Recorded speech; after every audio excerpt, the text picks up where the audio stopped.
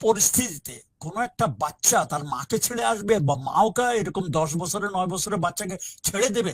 না, তার আর কোল থেকে টেনে হেসড়ে নিয়ে আসা হয়েছে, মুহিতের কাছে এগুলা এনেছে এগুলা মুহিত। কাহিনী বানানো হয়েছে, এগুলা কাহিনী বানানো হয়েছে, কাহিনীকে একটা নাটকীয় মোড় দেওয়ার জন্য। এগুলো একটা মানে চিন্তা করার বিষয়। আর কিন্তু নয় ঠিক দশ আছে, মানে বছরের তারা একটা তারা এক ছেলে জায়গাতেই কি তার থাকে স্যার, মা বাট আর মাও কি ছেড়ে দেবে সে না স্যার, বাচ্চাকে? বাট স্যার অত ছোট বাচ্চাদেরকে মারতে হলো কেন, মানে ওদেরকে কেন না, মারলো? এটা সেটা আমি পরে আসতেছি।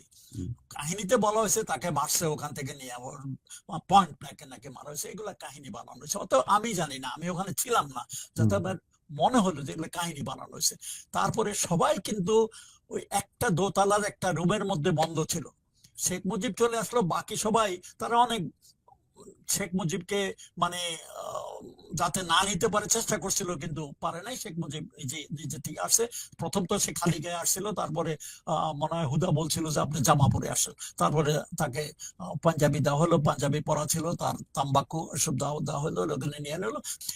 নিচে নামার সময় তখন এই গোলাগুলি হয়ে গেল আর কি। কিন্তু ওরা যখন শেখ মুজিব পড়ে গেল, তখনই আবার আরেক রাউন্ড গোড়াগড়ি উপরের থেকে শুরু হলো নিচের দিকে। তো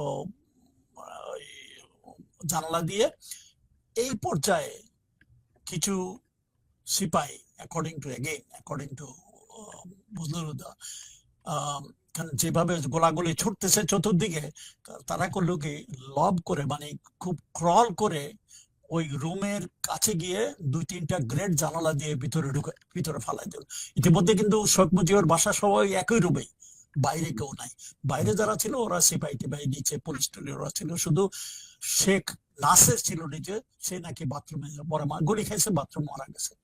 কিন্তু বাকি সবাই, রাসেল মাসেল সবাই মিলে ওই রুমে ছিল। ওই গ্রেনেড, অ্যাকর্ডিং টু, আমি জানি না কারণ দিস ইজ স্টেটমেন্ট ফ্রম হুদা, যে গ্রেনেড নিয়ে 2-3টা গ্রেনেড ওই জানালার ভিতর দিয়ে কাছে ক্রল দিয়ে ড্রপ করে তারা সরে পড়ছে। ওই গ্রেনেড ব্লাস্টে সবাই মারা যায়। এই মানে রাসেল পরিবার, টাসেল যারা ছিল। সবাই সবাই এক জায়গাতেই ছিল, ওখানেই ছিল, এবং সবাই এক রুমেই সবাইকে মারা যায়। রাসেল নিচে বসে নাই, অন্য কেউ, শুধু শেখ কামাল নিচে মারা গেছে। বাকি সবাই ওই রুমে ওই গ্রেনেড ব্লাস্টে মারা যায়। এখন মুজিবের মৃত্যুর পরে কোনো ফরেন্সিক স্টেটমেন্ট নিছে কিনা জানি না, তারা কি গুলিতে মারা গেছে না গ্রেনেড ব্লাস্টে মারা গেছে, এটা কেউ পরীক্ষা করে নাই।